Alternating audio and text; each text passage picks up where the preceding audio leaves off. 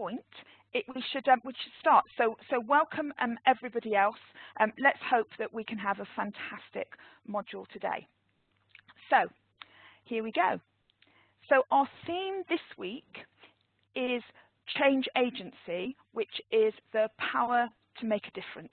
So in a sense, we have an hour now on the theme of power for change. So just to tell you a little bit about the people that you're going to meet today. What we do with the School for Change Agents is that our little team, which is part of the National Health Service in England, the Horizons team, we run everything ourselves. We do it all in-house. So I'm Helen Bev, and I'm up there on the top left-hand side, and I'm joined as presenter support with Catherine Pereira. And next week you're going to see both of us, because actually next week Catherine and I are going to be joint presenters.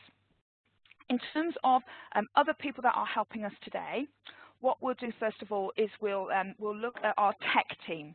The person who's our lead on tech support is Paul Woodley, and Ollie is troubleshooting together with Steve, and Steve joined us for the first time today.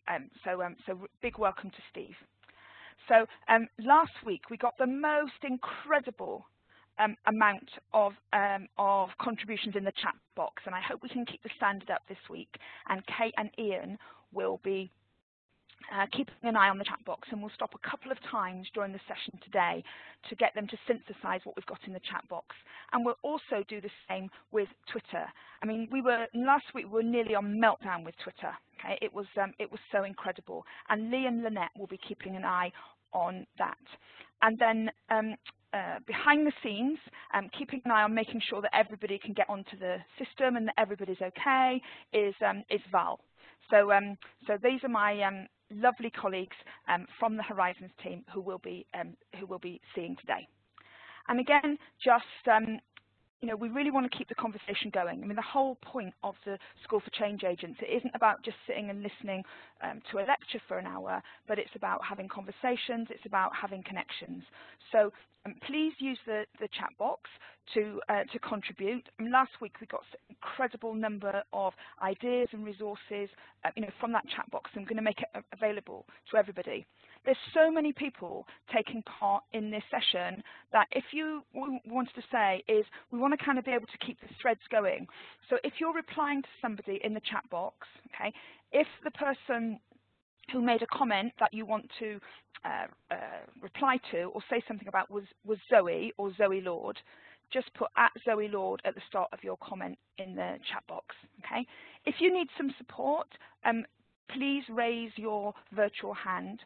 And again, we'd love you to join in the conversation on Twitter at the same time.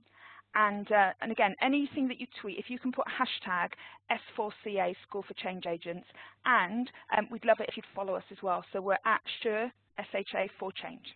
So let's have a fantastic conversation today.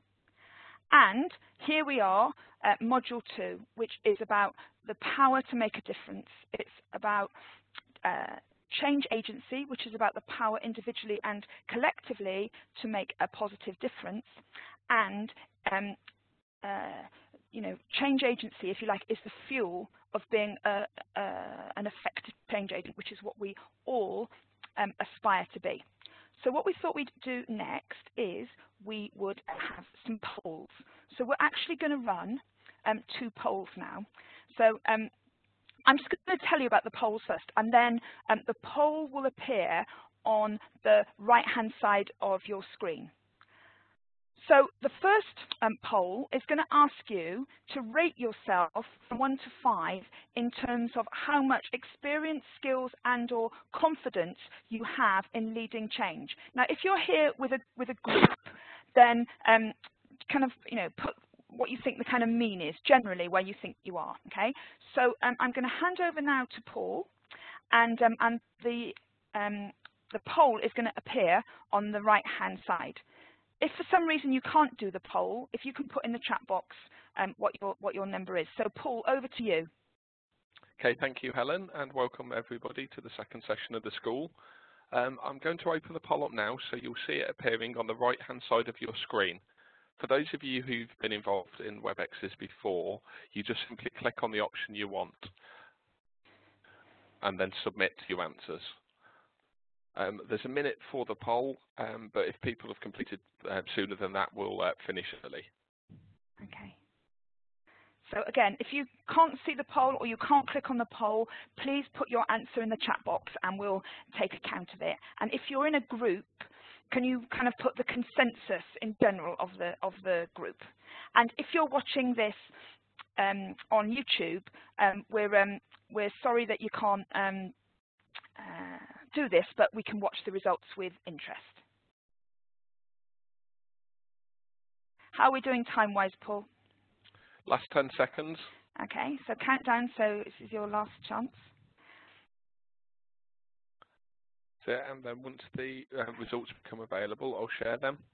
Okay, so because we of just the have size of the group, you'll just need to bear with me. It's about 15 seconds and it'll be ready. Okay, so we're just waiting now and we'll be able to see the outcome of this poll. I'll be very interested to see this, just to see, you know, this audience and, you know, to what extent do we have existing skills and experience and confidence in terms of leading change. Here we go. So that's a pretty normal distribution.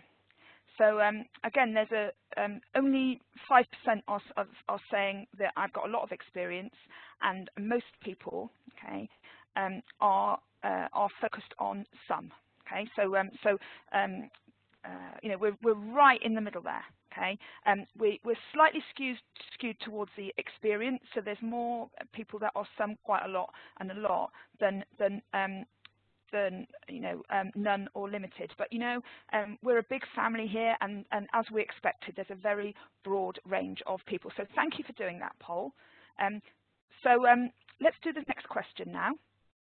So the next question is, how much power do you have to actually make change happen? So the last question was about the skills, but you know, in the situation you're in, how much power do you have? So again, I'm going to hand over to Paul. Okay, thank you, Helen. In exactly the same way, I'm going to open the poll now. So if you could all put the same answer to the question, but this time relating to how much power rather than experience do you have?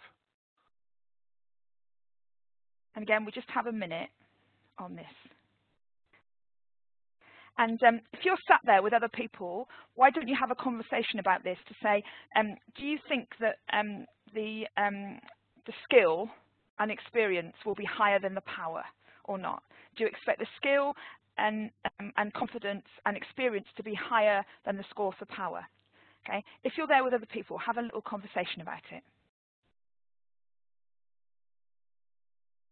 How are we doing, Paul? Last 15 seconds again. Okay, so.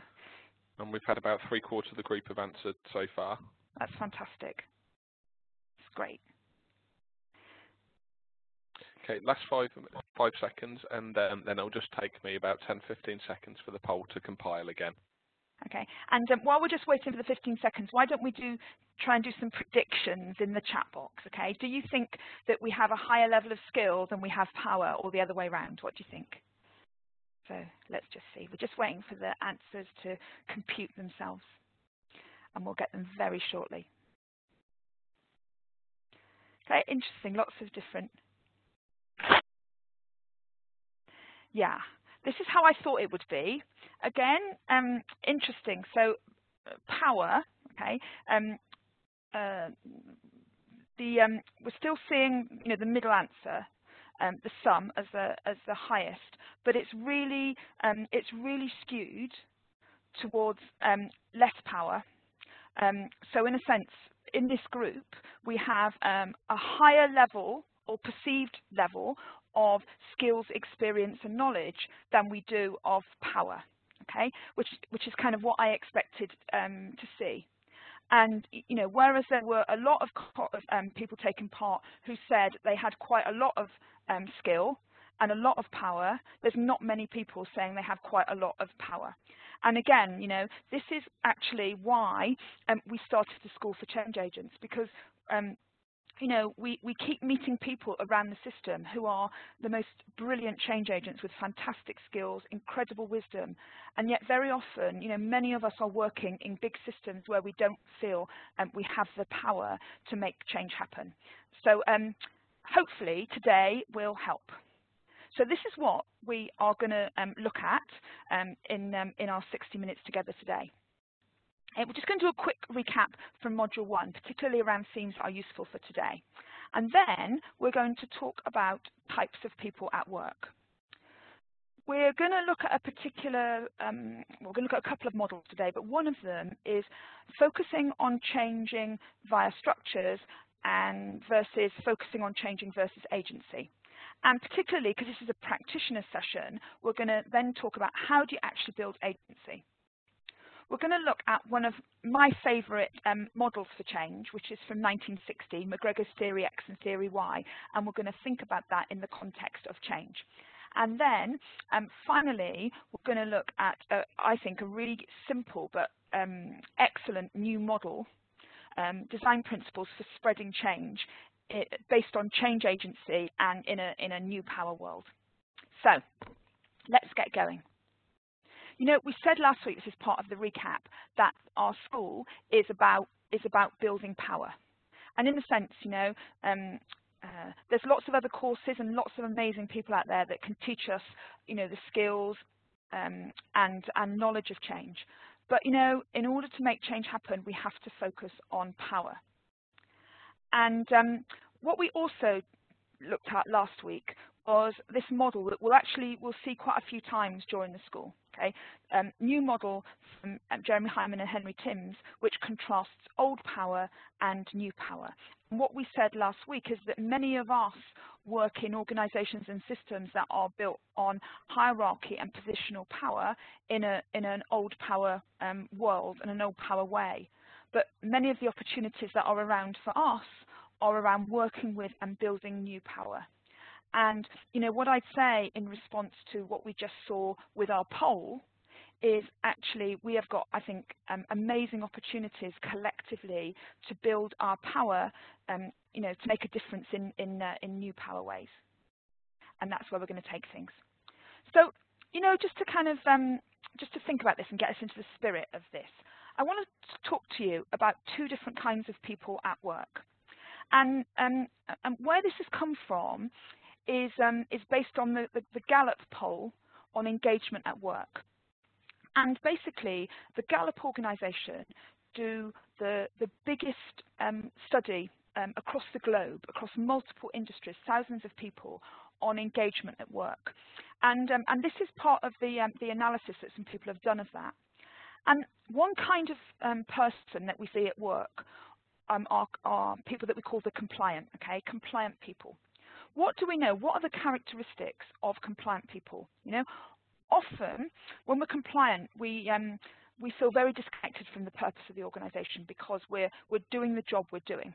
And our work, when we're compliant, is controlled and coordinated through performance management systems, you know, standardised procedures, and so on. And compliant people that are living in or working in a highly controlled, often hierarchical world, you know, the way they learn to cope and survive in that world is by doing the stuff that they do and doing it well, but also by holding back, resisting change, working to a role specification. And, you know, very often when I meet compliant people, particularly in the clinical environment, you know, the kind of things people say is, well, you know, I don't really want to do that because it's outside of my job description, or I don't know if it's safe, and I don't really want to take the risk. Okay. Let's contrast compliant people with contributors. Okay. Contributors are people at work who feel connected to a bigger purpose, you know, like really connected with the purpose and values of the organisation that they're part of. And actually, rather than having to kind of control people in a very rigid micromanagement, performance management kind of way, what we know is that in organisations where people have got very strong shared values and clear goals, it's like the magnetic north, you know, people will head in the right direction. And what we know about contributors is that they're very good at collaborating with other people, and they feel they're in teams where they feel very psychologically safe to innovate and do things in different ways. They embrace change. And the work they do, the kind of role they do, is they work to who they are, you know, in the world. Okay. And what I think is particularly interesting when you look at the Gallup data, what it shows us is that in typical organisations, only about 13% of the workforce are the kind of engaged people that are contributors. But what we also know is that contributors create 6 times the value to an organisation compared to compliant people. And you know, one of the things that really makes a difference between compliant people and contributors is a sense of power. You know, a sense of ability to achieve my goals, having the space and support to do what I want. So let's maybe take this a step further. You know, my background, I'm a social scientist. I'm one of the few people that I know who actually uses what they learn as a graduate every single day in their job. And you know, when you go to undergraduate school in social science, one of the first things that you get taught is the big debate between structure and agency. And this is very important to us as change agents in the kinds of organisations that we work in. You know, how are we going to make change happen? What does it take to make change happen? Do we focus on structure, which is the rules and mechanisms in the system, or do we focus on agency, giving people the freedom to operate? So for the kinds of organisations that most of us work in, you know, here's how I would frame structure and agency. Okay, so when we're trying to make change happen across an organisation or across a system, okay, particularly people that are system leaders or people at the top of the system, people with positional power will focus on structure. And yes, it's about restructuring, but that's only part of it. Okay, structural mechanisms are the things that we put in the system to push people in a certain direction, and that includes things like, you know, really clear performance goals, compliance systems, you know, regulation. Often it will mean, you know, putting competition, program management, incentive systems. Then, so that's kind of one way, structural mechanisms of pushing and enabling change across typically a big system, but also a small system. The other way of thinking about it is agency, and you know, let's think about this in the context of our definitions. So, you know, when we talk here, our definition of change agency, change agency is the power individually and collectively to make a positive difference, you know, pushing the boundaries of what's possible, mobilising others and making change happen more quickly. That's our definition of change agency. So, you know, here is agency activation, you know, it's about our ability, feeling the power, the freedom to make choices. It's about capability. Okay. Often when we talk about agency, we talk about leaders everywhere. We talk about social action, solidarity, social movements. And what I'd say is if we want to make big change happen, we need both. You know, we need the structural mechanisms in the bigger systems, and we need to build agency. What's also interesting, and I'll come back to this shortly, is if we look across the globe, what we can see is, you know, particularly in public service, the predominant approach for the last 20 years has been structures. You know, it's been about, very often it's been about incentive systems, targets, sanctions, regulations, compliance. And what we're now seeing in the last few years is a very big shift that is happening towards agency as a mechanism for, or as a way of making big change happen. And let me show you an example of this. We saw this picture last week actually in Module 1, and what we said was that across the National Health Service system in England, okay, when we did a learning review, what we found was so many of our colleagues saying, I don't feel I have the power or the freedom to make even small changes in my service, okay, because I haven't got permission. And this absolute pervasiveness, okay, sense of a permission culture. So let's think about that in the context of structure and agency. You know, what's going on here? Is the issue here one of structure in the sense that, you know, for these frontline clinical colleagues, doctors, nurses, frontline managers, allied health professionals, support workers, that they're in a system that has got so many rules and is so strongly regulated and compliance-based and conformance-based, okay, that in a sense what that does, it creates a permission culture where, so those structural mechanisms kind of take away my ability to do things. Or is the issue here one of agency? And what we mean by that is, is it the sense that the people here don't feel that they've got the power or the confidence or the skills to actually make the change happen? And you know what I'd say is it's probably a complex situation and it's a bit of both. But in terms of how we choose to tackle this, it really depends on what we think is happening at the core. You see, if we think that the issue here is one of structure, then we've got a bit of a problem in terms of changing that. Because if it's a permission culture, okay, caused by all these structural mechanisms in the system, how long does it take to change a culture? 10 years, 15 years? However, if we say the issue here is one of agency, then the good news is the evidence is really clear that we can build agency much more quickly. Okay? So actually having an initiative like the School for Change Agents, which focuses on building agency, what the evidence tells us is actually by focusing on agency, we should be able to move and change things more quickly. So we would say, actually, of course, we need to focus on the structural issues, but focusing on agency, I think, gives us real opportunities to make change happen. And every week, we ask our lovely colleague Lee to draw us a sketch note, especially for the School for Change Agents. And this is Lee's sketch note this week. Okay, and this is about 10 ways to build change agency. So, when we think, so few of us were saying in the in the poll that we feel that we've got a lot of power. Okay, so if we actually want to build our power, we need to build our agency. So, so here's 10 ways of doing this. What I'm also going to do at this point is I'm going to give notice, okay, to our colleagues in the chat box and our colleagues on Twitter to say that at the end of this section, we're going to ask you to try and summarize what we see in the chat box and on Twitter. So let's have a think about some of these 10 ways, okay?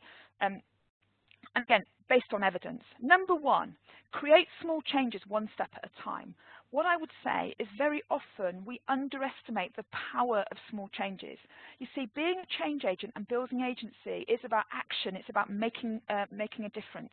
And sometimes we're trying to make very big change happen, but focusing on small changes can make a very big difference. So what small changes can you make? Okay. Number two, emphasize progress. There's some very interesting evidence on this that I'm going to just show you now. Okay. This comes from Teresa Amabile, who is a professor at Harvard Business School. And she's been doing very interesting research looking at the inner work life of various kinds of professionals. And what she's done is she's got them to keep an inner work-life diary every day. And what these professionals report back consistently is their best days at work are the days when they feel able to move forward in their work. So actually, my best days at work are days when I feel I can make progress. And isn't that interesting? Because actually that ties in, with the Bertrand Russell definition of power. What is power? Power is about, ability to achieve my goals. So actually, the days that I feel most powerful when I feel I'm making progress are the best days at work. Okay. What's interesting about the Amabile study is that she also asked 700 managers to rank motivators of employees. Okay. And these included a lot of structurally based things like recognition, incentives, things that nudge people along.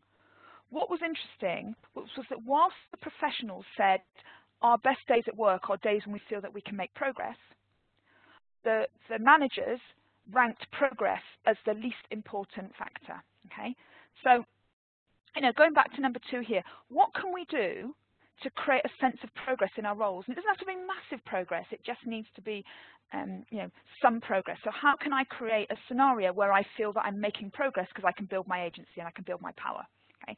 Number 3 is about reframing our thinking. Many of us are working in organizations that are very risk averse. So instead of saying, oh, I don't want to try that because it might fail and I'll get in trouble with failure, how can we flip that and say, wow, that failed attempt was a fantastic learning opportunity? And another one is around uncertainty. Often, when you're a manager or a leader, people are coming to you all the time and wanting you to kind of know the answers, and you feel like you have to know the answers. But so instead of feeling, oh, I've got to know all the answers, and if I don't, I'll look stupid or I'll look weak, let's flip it and say, wow, that's a really interesting question. I'm curious about that. Let's find out about it. Number 4, start a cult. What a great idea. What do we mean by a cult? A group unified by a provocative idea. Okay, what's your provocative idea and how can you unify a group around that? Number 5, get social support. And this goes back to what we were saying last week. What's the number 1 rule of being a change agent? Is you can't be a change agent on your own. And I think it's in terms of agency, we'll only get a very small way by doing things on our own. So we've got to find other people. Okay. Number 6, make change routine. So let's not make change something that we do as a kind of extra special thing. How do we make it routine? How can we be doing improvements and innovations every single day? And I think number 6 here really ties in with what we're saying around number 1, creating small changes, number 2, emphasizing progress, number 6, making it routine. Okay. Number 7, learn from the very best. Who are the people in your field who could teach you the most? Okay, and how can we reach out to those people? And I do it all the time. I reach out on Twitter to kind of world leaders on stuff. And what's the worst they can do? They can say no, or they can ignore me. But that's not a bad deal. And yet, when I think about Hyman and Timms who do New Power, Old Power, John Cotter, okay, Marshall Gans, okay, we have been able to link up with those people because we've just reached out to them and asked them. Okay. Number 8 is going to be the topic of module number 4, which is thinking story, because we know that stories are the most effective way of connecting at a level of emotions and values and getting people on board. Number 9, build a spectrum of allies. So often it's comfortable to just connect with and link with the people that we know already. But we also know that hello, can we mute whoever that is? Okay. Number 1.5. Yes. And Paul, can you mute somebody? Okay. I'm just going to keep going, and I'm just going to keep talking loudly. So. Yeah, number 9, build a spectrum of allies. So not just about, connecting with our usual suspects or people that think the same as us. If we look at all the most successful social movements in the world, we look at the women's suffrage movement, or we look at the American civil rights movement, or the, the gay rights movement. And what we're seeing is what those movements were able to do was to bring a very broad spectrum of people on board, and we need to do the same. And number 10, persist. And next week in module number 3, we're going to be talking about resilience and keeping going. And again, we get so much feedback from people taking part in the School for Change Agents about the need for personal and collective resilience. And we love this quote by Gandhi. First they ignore you, then they laugh at you, then they fight you, and then you win. So we need persistence. Okay, I'm just going to stop there, and I'm going to ask Ian and Kate, who have been looking after the chat box. What are some of the themes that you're seeing in the chat? Who would like to go first?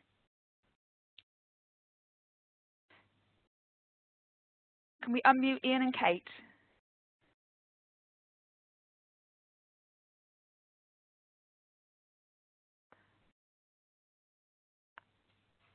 I can't. Right, I got there. Yeah, hi Kate, hi. Tell us what's in the chat box. So first of all, I was going to say the thing that stood out to me was that there was a lot of connecting, and people were talking to each other and connecting and, you know, making their own communities locally. So that was great to see. But some of the things that stood out to me today, there was a discussion around the use of the word power and how it could be misused, and that care needs to be taken around it, and that we need to spread the word of new power. We need to get that spread across the, you know, with its meaning. We loved the comment about I'm a leader without title. There's a lot of people thumbs up for that. And then there was also, what I really liked was there was the blend of looking at agency and structure, but then also synthesizing that with compliant with contributors. And I really like the fact that people were putting the theories together and like learning together from that. So I thought that was really, just taking it on, I thought that was really great to see the brains thinking there. So lots of discussion. So Ian. Hi everybody. Yeah, I mean, we had some great discussion in the chat room, particularly after the polls kicked things off. There's a real debate started around, do we sometimes actually really underestimate our power? And actually, we don't as individuals recognise the true power that we have. And there was a great quote from @Laurie, which was, "Be a leader without title." And that really stuck with, I think, one or two people in the chat room. As we move through, again, we started to debate that whole thing around structure and agency, and particularly about permission culture and people wanting to shift from seeking permission to agency. And advice, I guess, started to flow through the contributions then. People started to say things like, you know, build your allies as you move to agency. Think big, but start small. Learn from others. And also, I thought a particularly good point was made. Enjoy your light bulb moments when you get them. So I think there's some really good contributions there. Wonderful. Thank you, Kate, and thank you, Ian. And can we hear from Lee in terms of what's happening in the Twitter sphere? Hi there. Yes, loads of tweets again. So thank you very much for keeping us busy there. There's some thoughts about how you need to fail to make change happen, and lots of thoughts very similar to the chat room about power as well. And I really like this tweet by Sean about how we learn the most when we celebrate and seek out failure. Building change agency by reframing our thinking. This is important, especially in risk-averse environments. Brilliant. Thank you. Thanks, Lee. And well, I'm going to come back to you all at the end, just very, very briefly, to get some more comments. So let's carry on with our journey with regard to agency. And, you know, when we think about agency, there's different kinds. And I think it's very important to understand the difference between individual and collective agency. And actually, we need, again, to work with both. So when we talk about individual agency, it's about me as an individual feeling more powerful. So again, when we asked you that poll question, that was about individual agency. If you look at most healthcare systems across the globe and the kind of transformation strategies, you know, particularly in high-income countries, what we see is that the basis of the transformation efforts is around actually building the individual agency of patients and people who use services. And individual agency is about people, you know, getting more power and control in their own lives. And again, when we're talking about people that use health and care services, it's about, you know, activation, and we talk about patient activation measures, we talk about shared decision making, we talk about self-care. And individual agency, okay, whether you're a patient or whether you're a change agent, is very important. But, you know, individual agency only takes us so far. Because, you know, even if I'm a patient or somebody with, you know, who lives with long-term conditions every single day, you know, even when I'm more activated and in control of my own health, it's still only me as an individual in an isolated way. And looking forward, I think that most of the big opportunities for transformation and change are coming through collective agency. And collective agency happens, you know, new power is about collective agency. People coming together, acting together, united by a common cause, harnessing the power and influence of the group, and, you know, building building mutual trust together. We talked about trust last week, and the importance of trust. So I guess for us is, yes, we need to work on our own individual agency, but how do we also build collective agency? And this comes from Harry Han, and I think we'll be seeing her again in module number 4. She's a social movement researcher who understands, the role and power of community activists. And she says, when do we become transformed? We do not become transformed alone. We become transformed when we're in relationship with others. And again, if you remember, when we talked about new power, new power is about relationships. It's about connection. It's about shared purpose. It's about shared values. And a really good example, I think, of the growth of collective agency in a new power way are what we're calling here MOODOCs, massive online open disease orientated communities. And again, what we're seeing across the globe is that people, particularly with particular diseases or disease context or long-term conditions, what's happening is they're not kind of waiting for the professionals to tell them what to do. They're reaching out in a socially connected way and finding other people across the globe who have got the same life or living with the same conditions, and connecting with and learning from each other, and by doing that, building collective agency. And what we're starting to see is how many of these online patient communities are linking up with professional organisations, with universities, and actually accelerating treatments, research, and so on. And I think that's a really good example of collective agency. Also, our little team, the Horizons team in the NHS in England, the thing that we get asked to do more than anything else is to bring social movement thinking and practice into health and care delivery. And again, the fact that we get so many requests, and it's such a big and growing part of our practice, is because of this movement towards collective agency. And again, what we'll be doing in module number 4, which Catherine is going to be running, is bringing some of these basic principles from social movement thinking and community organising to help us build our collective agency. So watch this space. Now, one of the things that I think is really important is, what is the environment that we're operating in? And as a change agent, I get to work with loads of different models and theories of change, and there's a few that are my kind of favourite ones that I come back to time and time again. And this is the McGregor model, Theory X and Theory Y. And I just want to talk about this because I think it's really important in the context of being a change agent. Because the people in your organisational system that are making the decisions around how the change is going to happen, I think it's really helpful to kind of stand back and reflect.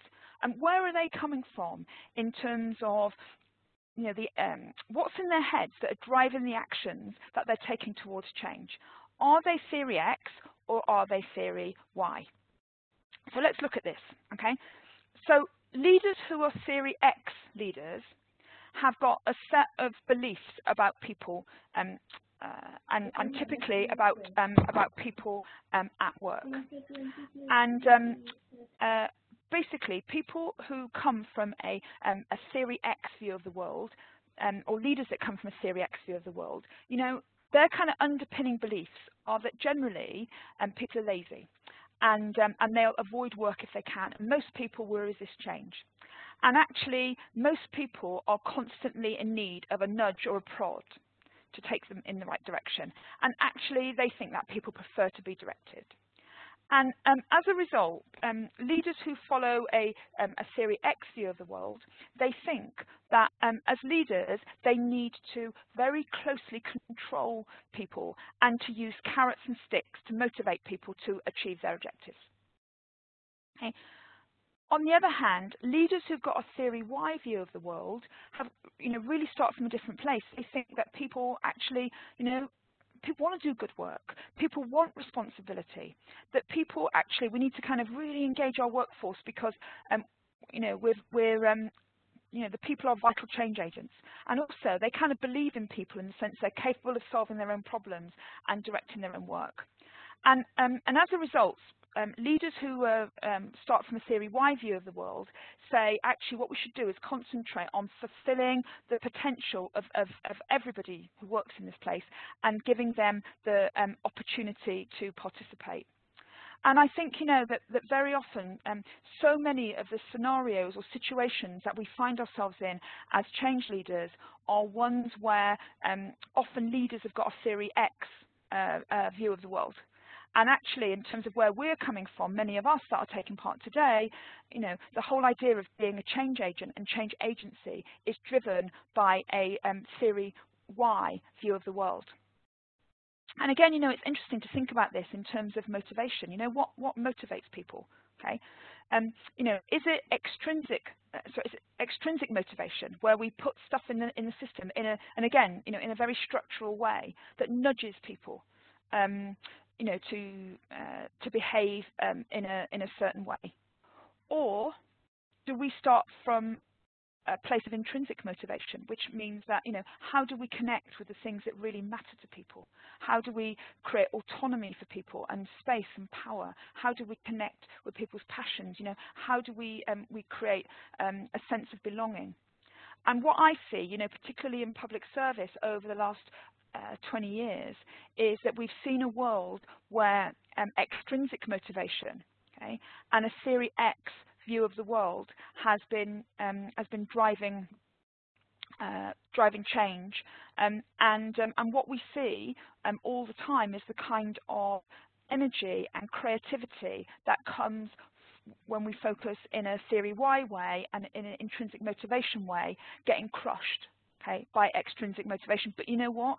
Things are changing. And you see, you know, let's carry on thinking about this. You know, in a world where resources are very tight. And again, I want to kind of link this back to what we were talking about in terms of, you know, old power, new power. And again, we can keep connecting, you know, this in different ways. We can talk about structure and agency. We can talk about theory X and theory Y. But, you know, when I come with an old power view of the world and I think about what resources I've got for change, very often I'm thinking in quite a mechanistic way. So I'm thinking about economic resources, okay? Economic resources that become available to me. So, you know, I've got this big change project to do. So, you know, I need money, I need people, I need materials, I need technology. And I'll get a budget. And what happens is that when I've used up all that budget, or I've, you know, have all those people working at their maximum capacity, there's no more. So the more I use those resources, the more that they diminish. But you see, when I take a new power, agency, theory Y view of the world, actually these resources that are social resources, they grow when I use them. So the more I build relationships, the more I connect at a level of commitment, the more I build a sense of community, you know, the more that my resources grow. And it's interesting, I had a conversation a little while ago with John Berwick, and John Berwick is probably the most highly regarded improvement leader in the world. And, you know, he says, you know, one of the big issues in healthcare systems across the world that he works with is that, you know, very often our strategic leaders, they think in a very theory X way around how we make change happen.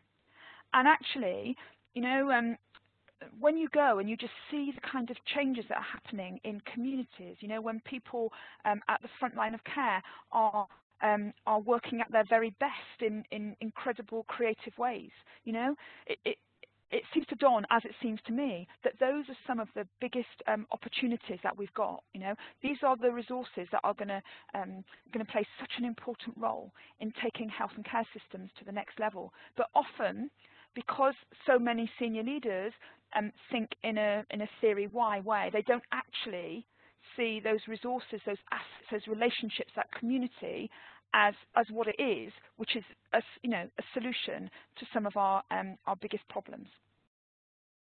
So, you know, I think it's really worth just kind of standing back and thinking of this, you know, because our view of human nature and our starting point around people and our belief in people and their potential and their capabilities has a massive impact on the strategies that we choose for change.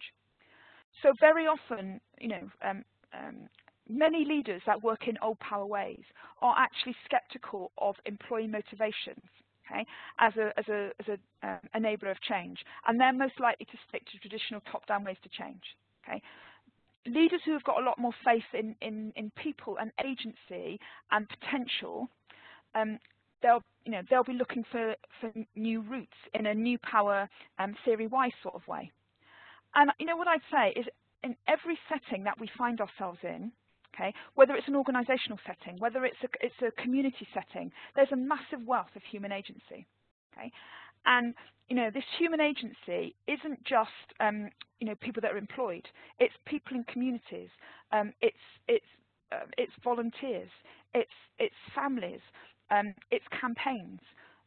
But that massive wealth is all around us. And I think, a question for all of us is, we've got this incredible untapped wealth of human agency. Is it being put to good use, or is the organisation or system sitting on it? And if the organisation and system is sitting on it, what are we going to do about it, and how are we going to liberate it? You see, when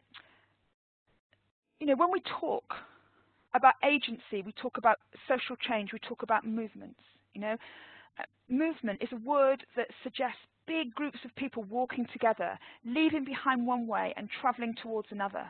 So again, we're thinking about this in our ideas and approaches to change. Okay, how are we enabling this to happen? How are we building this collective agency, and how are we tying it in with the more kind of structural old power ways that are also a very necessary part of our system? And what I'd say, actually, I feel very hopeful about the future, and I'm hopeful about what I'm seeing and the directions that we're going in. So one thing that I feel very positive about is the kind of shift that is happening away from structure towards agency when we're thinking about public service.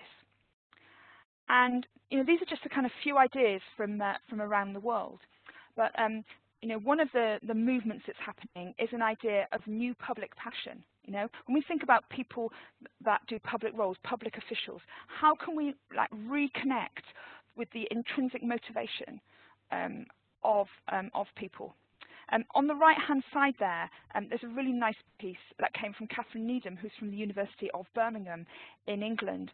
And when she was talking about what's a 21st century public servant, okay? What skills does a 21st century public servant need? And she talked about, should we actually make it part of a job description to be a facilitator of joy? Wouldn't you like to have the part of your job description saying that your role was to be a facilitator of joy? And in the middle there, on the left-hand side, the quadruple aim. Many of us that work in health and care, we work with a model which is called the triple aim. It's like when we're looking at how we're transforming our healthcare systems and how we're moving to a different future. Typically we work with three aims, which is one aim is about patients, improving outcomes for patients and experience of care for patients. The second aim is about improving the health of the overall population. And the third aim is about making best use of resources. And all across the world, healthcare systems are working with those three aims. What we're seeing increasingly now is a fourth aim that's being added. It's called here the quadruple aim. And the fourth aim is about how do we actually create meaning in work? How do we create a situation where people feel motivated, connected to values, and particularly our clinical workforce. I think that's the way the world is going. And then this diagram here comes from Derek Feely, who is the Chief Exec and President of the Institute for Healthcare Improvement, and Jason Leach, who is actually one of the leading quality strategists in the world, who works for the NHS in Scotland. And they talked about, where do we need to be going? What direction are we going in? And they talk about three different curves. And I think we're in the stage now where we're moving from the first curve to the second curve.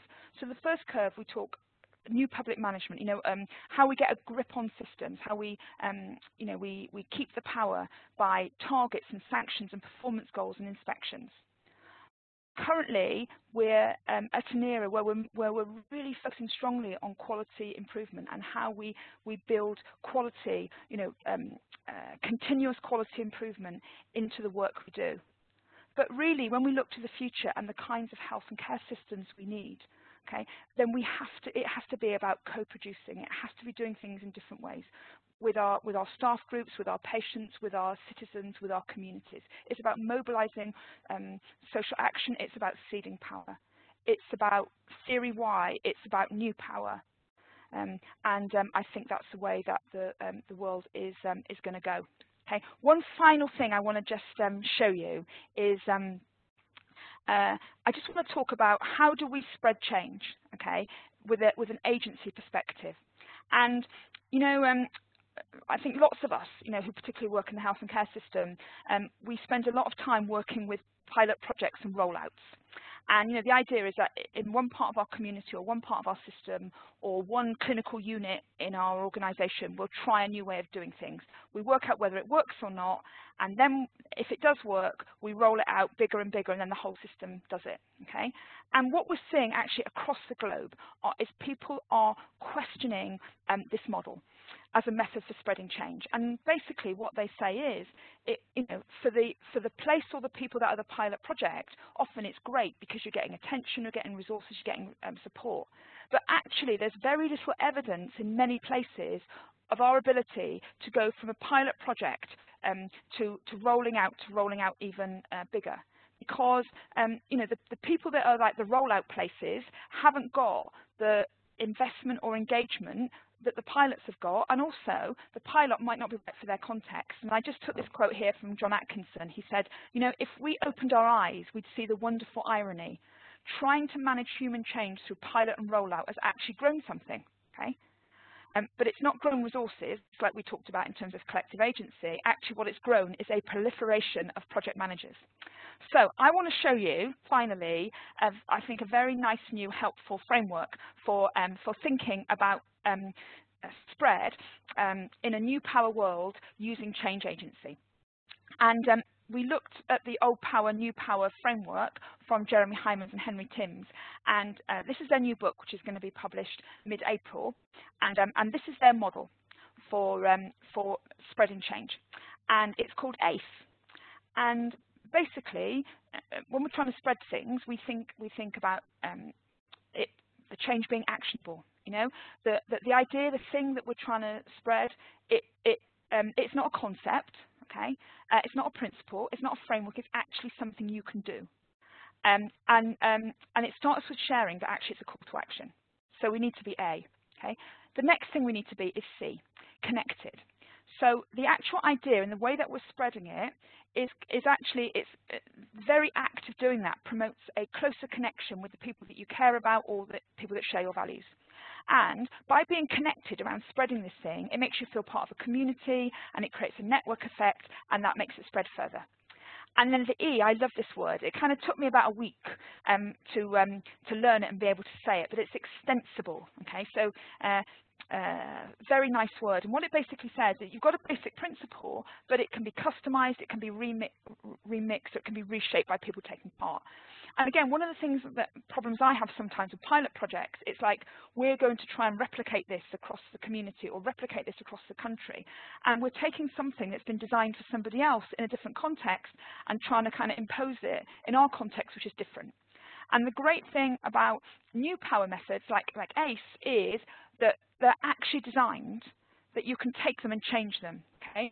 So it's kind of a structured thing with a common stem, but other people are encouraged to alter it and extend it. And to end with, I just want to show you an example of ACE. So let's start here, okay?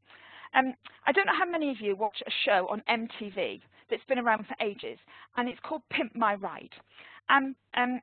What that means, so to pimp means to excessively customize something, especially a vehicle. Okay, and basically there's different versions of Pimp My Ride on MTV around the world, and what the program's about is taking a vehicle and pimping it, you know, massively customizing it, and there's been kind of various spin-offs from this. And one spin-off was called Pimp My Mobility Scooter and Pimp My Wheelchair. And again, these experts came along and did like massive, amazing customization. What's happened more recently is that there's some other kind of pimping going on.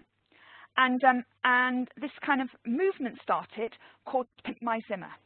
And it was started by Angela Donlevy, who is a manager of a care home in Essex. And what she basically found was that for many people with cognitive impairment, particularly people living with dementia, there were all these kind of grey Zimmer frames lined up, and people didn't know which was their frame, and they kept using the wrong one, and they kept falling over. So genius was that she took this principle and applied it for people living at Chalkney House, and it was found to have like lots and lots of great benefits. People felt more socially included. It was about personalisation. There was a sense of ownership and joy, and because the residents, the people living with dementia, knew it was their Zimmer, they didn't use other people's Zimmer by mistake, and they were able to reduce the incidence of falls by 40 to 60%. And then, in ace fashion, it started to spread, and other care homes in Essex started to pick it up, and other care home groups around the country they started to pick it up. And it's, when you think about it, it's classically ACE, because you've got something that's actionable, an actual thing that you do. Okay, personalise a Zimmer frame. Oh, by the way, those of you in other parts of the world might not use the word Zimmer. You might use walking frame, but you kind of get it. Okay, it's connected because actually you build a community around doing this, and it's extensible because you can do whatever you want with it. And yeah, then it started to really spread, and it started off.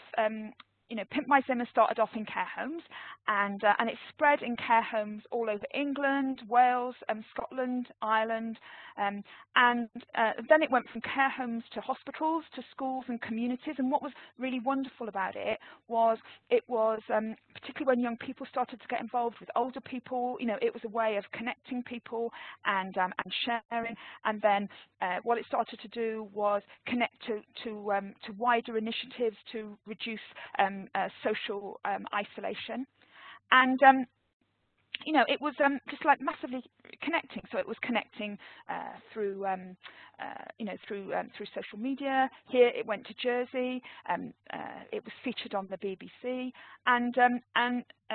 but basically it's been grabbed by communities, and it's been taken forward. And the great thing about being extensible is it's kind of spread. So why do we just focus on on Zimmer frames? So we've been pimping our crutches and our boots and our trolleys as well. So, but it's an example. So I hope that you might find this useful as well. So when you think about the things that you are trying to spread, okay, are they actionable? Are they connected? Are they extensible? And I think thinking about spread in this kind of way, really helps us to focus on collective action. So we're just about out of time now. I'm just going to literally get Ian and Kate to say like one thing each as our chat monitors at the end of that session. So shall I go first? Yeah, then? yeah, you go first, Ian. Yeah. Okay, so in terms of the sort of 3 points that I think we've picked up, as we went through the bit about Theory X and Theory Y from McGregor, it was really interesting in terms of it sparked a discussion where people started to think about their own managers and their own experience, and whether or not they were Theory X in terms of managers and control, or Theory Y and leaders that grew potential. And I thought that was an interesting bit. Really nice quote to end that session, I think, came through from Vanessa, who, when we were talking about McGregor, the power of human potential is infinite, and Yeah, that really stuck that's with me. wonderful. Yeah. And then just quickly, in terms of people also liked the new public passion and about liberating that, and there was quite a lot of chatter about that, and particularly about being a facilitator of joy in the work that you do. And finally, the Pimp My Zimmer certainly got people chatting in the chat room.